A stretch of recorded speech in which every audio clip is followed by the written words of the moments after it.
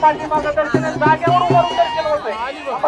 काही गडबड गोंधळ करायची गरज नाही, धक्काबुक्की करायची गरज नाही, ढकलायची गरज नाही. जागेवर उभारून दर्शन होतंय. आपण या पुण्यनगरीमध्ये आलात, याच ठिकाणी आपलं मानव देहाचं सार्थक झालेलं आहे. पालखीला स्पर्श करूनच दर्शन घ्यावं असा अट्टहास नसावा. कृपया सर्वांना विनंती आहे. पालखी आमराईमध्ये 5 दिवस मुक्कामी आहे, त्यामुळे आपण शिस्तीत त्या ठिकाणी मनोभावे दर्शन घेऊ शकताय. त्यामुळं आता फक्त 5 चुन्याचे कडे अर्पण करून पुष्प अर्पण करून दर्शन घ्यावं. कुणी नैवेद्य किंवा इतर पदार्थ पालखीवरती फेकून मारू नये, त्याचं पावित्र्य राखलं जात नाहीये. पायाखाली नैवेद्य तुडवण्यात चाललाय. आपण एवढ्या भक्तिभावाने केलेला नैवेद्य प्रसाद आहे, तो देवीला आपण फेकून अर्पण करतोय. याचं कुठेतरी आपल्याला भान पाहिजे. ती अर्पण करायची वस्तू, फेकायची नाहीये.